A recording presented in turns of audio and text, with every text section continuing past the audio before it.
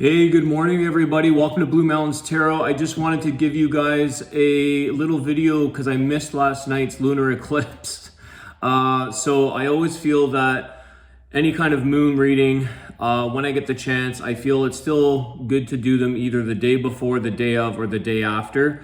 And where I'm located in Ontario, Canada, last night, which was Sunday night, the 15th, was the best time frame apparently to take a look at the eclipse around between like 9:30 and 11:30 at night. And I don't know if some of you are feeling this, but I was beyond drained this past weekend during this eclipse. So I fell asleep last night around 7:30 at night, and I didn't wake up till about 1:30, and then tossed and turned and went back to sleep.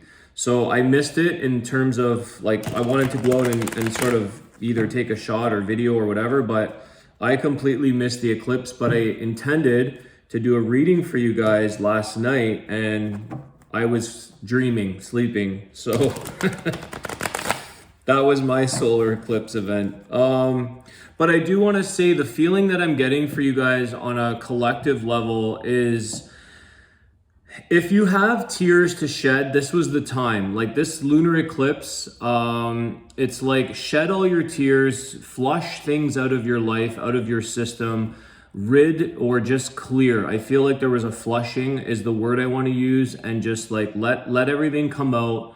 And sort of the tears to me is almost like a rejuvenation. It's a form of water and moisture for the growth of new ideas and new beginnings, a new lease on your life or a new lease on a situation that you're in. Let me straighten my camera a bit.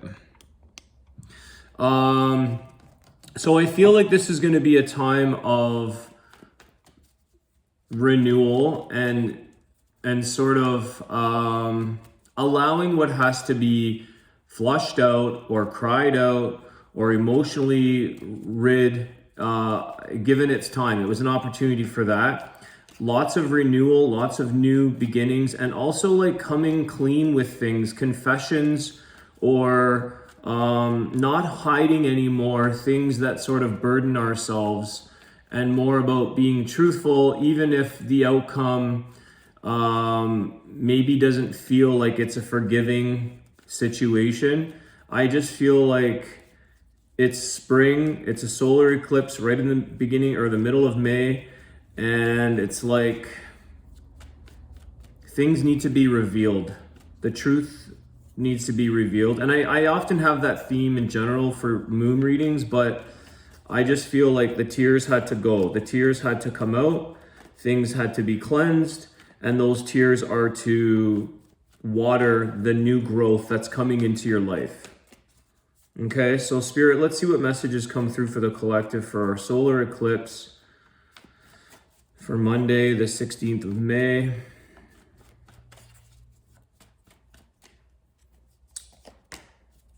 Five of Wands.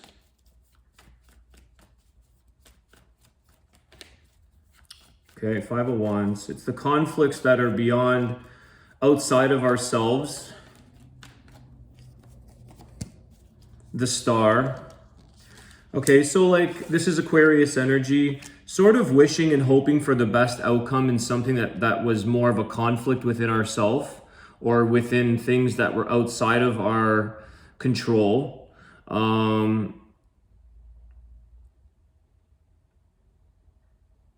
Exposing again with this Star card, very much exposing the vulnerability and like that flushing that I was saying, like the water, ridding old water and bringing in new fresh water, like renewal, flushing out the old, letting things cry, letting things tear themselves out. Drainage. Okay, in order to sort of face the conflicts that have been in your life or that have been in the past during this time, like during this eclipse or this moon, it's like facing the conflicts and facing the outcomes, whether or not they feel or they're forgivable or not. So again, it's like I feel that No longer hanging on to these things about other people or about other situations or outer things. It's about having a hope and a wish to see through that and to be authentic with yourself, your vulnerabilities. And yes, we cry.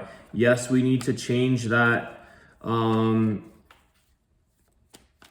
like a cleansing, detoxing of ourselves. It's okay to be emotional. Queen of Swords, the truth. Saying the truth and getting stronger through that. Actually getting like a little bit more intellectual about knowing when you have the truth to things. It's also like a form of intellectual, it's the intelligence of knowing. That third eye intuition, using your intuition, the star card. But this is about healing. So ultimately, it's like when you come truthful with things is when the healing occurs, even though you might lose something along the way. You're hoping for the best outcome. It's like with the solar eclipse, it's like the shadow that comes in front of the earth, like it covers the sun over the moon here, the shadow. It's a shadow, it's dark, it's unknown how much of that shadow is going to cover the surface or how much is going to be revealed, but eventually it passes over. And it's like the revealing of something comes out, the truth, Queen of Swords, speaking out.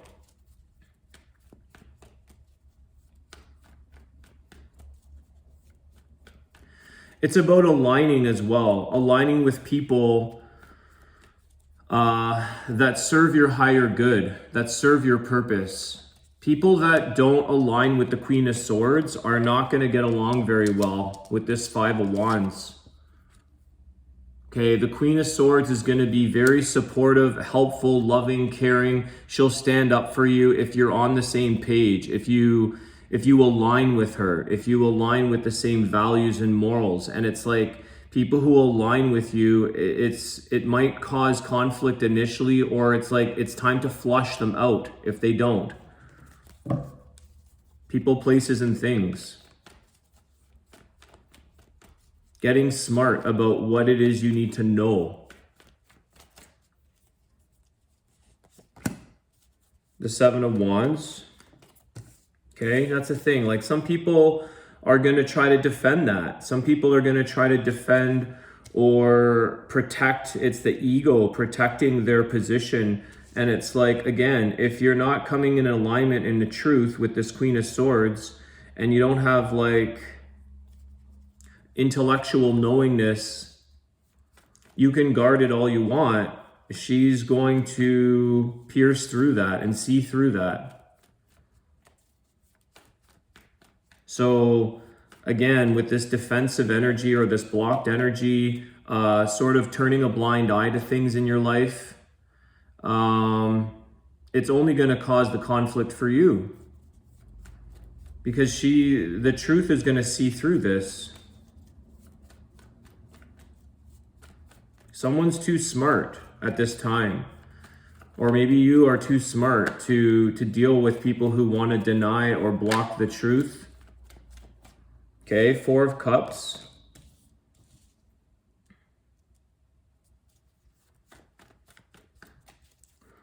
Four of Cups. Why the Four of Cups?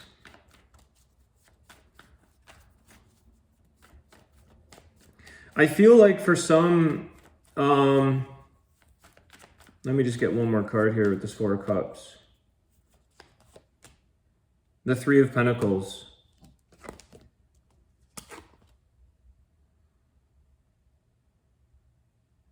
This is a time, guys, with this eclipse again, like it's about self-growth. It's about putting in the effort into yourself, into this authenticness, creating things for yourself with this Three of Pentacles. It's very, very artisanal to me. It's very authentic. It's about what you want to build for yourself and fulfilling, because some people are looking for a sense of a handout. Some people are looking to the outside or looking for somebody to fulfill them, and you can't fulfill others. You have to grow yourself. This is what spring is. You don't need to feed the lawn or feed plants in the spring. They come out, they grow. There's no feeding required. They want to like pierce through, they want to grow. And this Four of Cups, it's like some people are going to stay in a disappointed state looking for someone to fulfill them. And again, like this Queen of Swords with the Star card is almost like trusting and knowing and having that wishful thinking, having a hope with knowing that you're getting smarter, you're getting clearer, you're getting more closer to the truth. But it takes that work, and it takes inner work. It's about like it's the self-creation with this Three of Pentacles, working at something that you want to. Not being lazy. This Four of Cups is a very lazy energy of like sulkiness and feeling like the world owes you, or that people owe you. And it's like the victim of why things are miserable in your world or in the world as a whole. And being a victim to all the things that are not fulfilling. There's always going to be things that are not happy or fulfilling. And it's about moving beyond that, rising above that, understanding that truth with this Queen of Swords is really standing out to me. Outside conflicts, Five of Wands, you can't control these things. Just like we can't control lunar eclipses and things that just, they occur no matter what. Some people, some people feel and say like the moon, it's the full moon, it ruins their day, and the full moon this and the full moon that, and it blames them, or they blame it.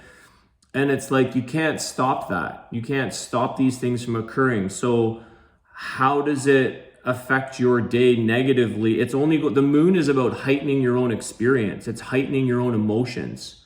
So if you're in a good place, if you come from a place of gratitude and you come from a place of contentment for what is, the moon can heighten that. I know people who are miserable, blame game, can't get out of bed because of the moon. And I understand it does affect us all differently, but it's like a consistent theme that the moon is to blame for their horrible week or their horrible life or their horrible day. When it's really, if you understand that the moon is just heightening your own experience and how your emotions are already kind of set, how you've did this inner work, the moon is going to heighten that. And I often kind of, I laugh because I'm like, if you never paid attention to the calendar, how would you know if there was a full moon or not? How would you know that this is going to ruin your night? How do you know that this is going to, there are phenomena for sure. There's things like more crime levels and things are heightened on full moons. Absolutely. But we always have an inner choice to choose at the end of the day. You can feel more tired or more energetic or more, yes, you can get more irritated. I definitely see a theme for the full moon for myself, but I never try to let it control or dictate my outcomes. And I feel like with this Four of Cups, like people feel like they're owed something. And it's like, I'll just blame it on the moon. People blame things on the external, the Five of Wands, external conflicts outside of your control. This full moon's going to happen till the end of the eternity. Lunar eclipses, retrogrades, all these things. They happen, they affect us, yes. But when you understand your truth, when you understand your intelligence and what you're made of and what really makes sense, you don't blame anymore. You understand more. You have clarity, logic.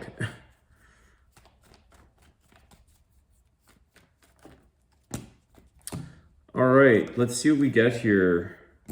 Page of Pentacles, the Ten of Wands, the Temperance, and the Judgment. So I feel like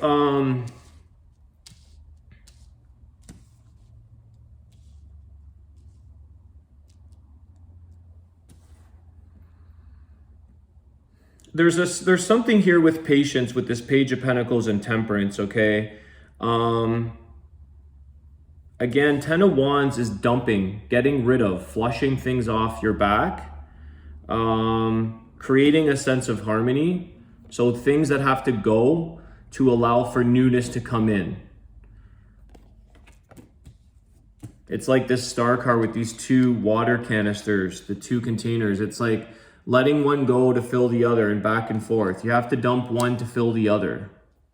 And I feel like the same thing is here with the Temperance. She's got the 2 cups, water and fire. One has to go to bring in the other.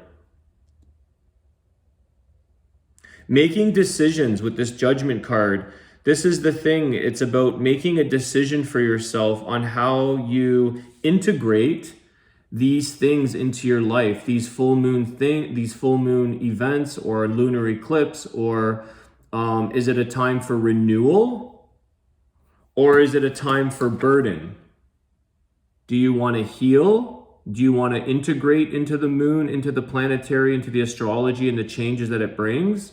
Do you want to integrate with peaceful, a healing intention? Or do you want to say, oh, this is a huge burden on my back. This is just a weight that I can't get off thanks to the moon again.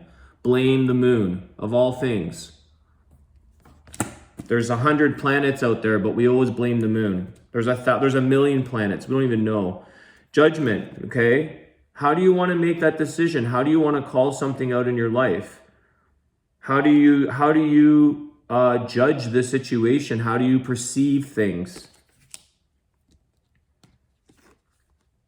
Okay, coming in with some stability, coming in with a sense of groundedness, and knowing with this Peacock, you're much grander than you may feel. You're much bigger and divine being in these times of like heaviness, heavy energy. There's way more. It's like the unlimited potential. Grander scale of what you are as being on this earth, instead of like, rather than just, like I said, blaming external things. You are the universe, so you are divine in your own place in this planet, in this universe. So these things are meant to integrate with us. They're part of us. Temperance, patience, healing, allowing for cooperation, collaboration, integration, assimilation, allowing things to come in and out of your life, part of the flow. Okay, so don't take them as burdens, because nothing lasts forever. Everything has to change. It's never ending. It's never ending change. So don't be quick to make assumptions with this Judgment card, or make decisions or convictions. Oh, I'm certain. Like we all joke, right? Oh, the retrograde, you can't speak clearly. For sure, I'm not saying that things don't get heavy or constricted or whatever, but some people are strongly convicted there's such strong convictions that's why I'm like that. Oh, I'm like this because I have this in my 12th house, or I'm like this because this is in my Venus, or it's like, yes and no, because we have free will and we have evolution. We evolve,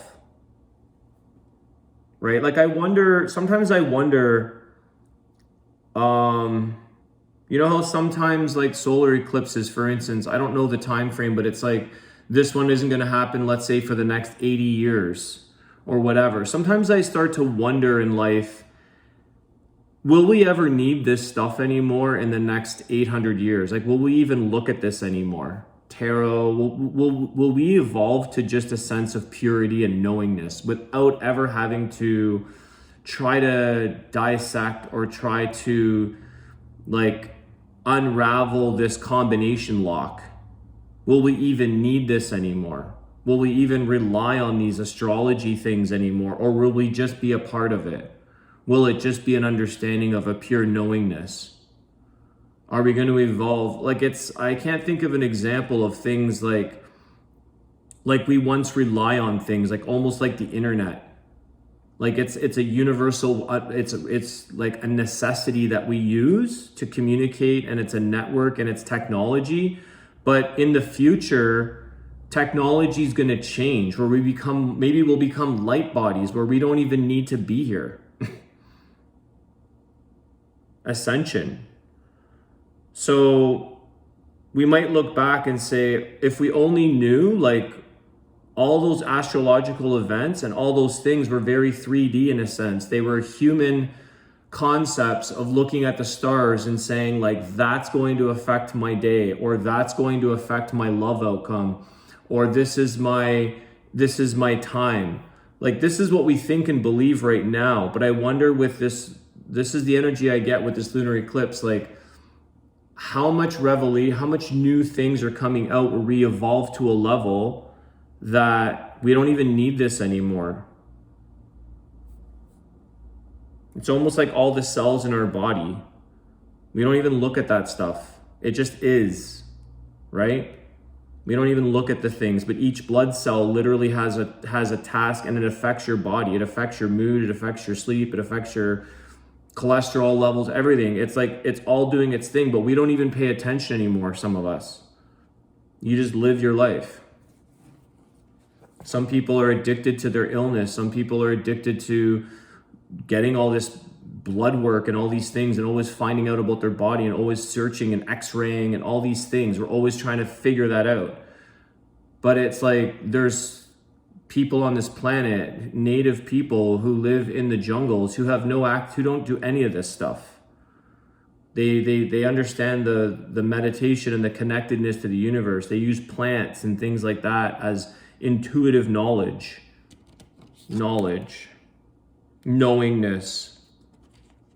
So I feel like I very much enthralled, obviously, in tarot and in, like, astrology and things like that. Something I'm still learning a lot about.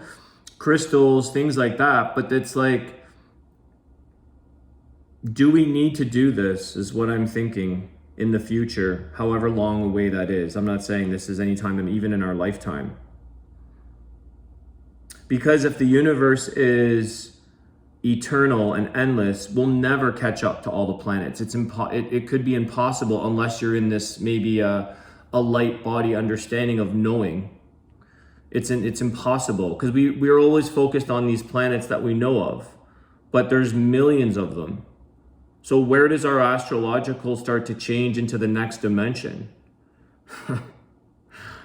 Wow, I don't know where I'm going with this, but it's all coming out. So take it for what it is. I feel like this lunar eclipse is about this shadow, letting it come through, realizing your shadow, letting it pass out, flush it out, cry it out, rid it out of your life, move on to something else and evolve. No longer having a dependence, a reliance, blame game. Either you grow, sink or swim. It's sink or swim.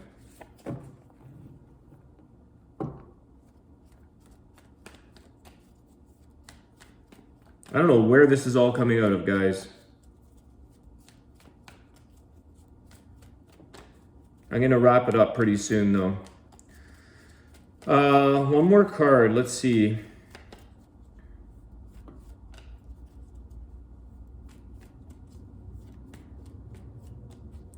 The summary of this feeling, guys, the summary of this reading is inner knowing, inner intelligence, not relying on anything anymore or anyone, not blaming anybody for anything, just taking responsibility, and that everything happens for a reason. No matter how good or bad, there's a purpose to it, and how we want to interpret and translate that. Some things are awful, yes. Some things are traumatic, yes.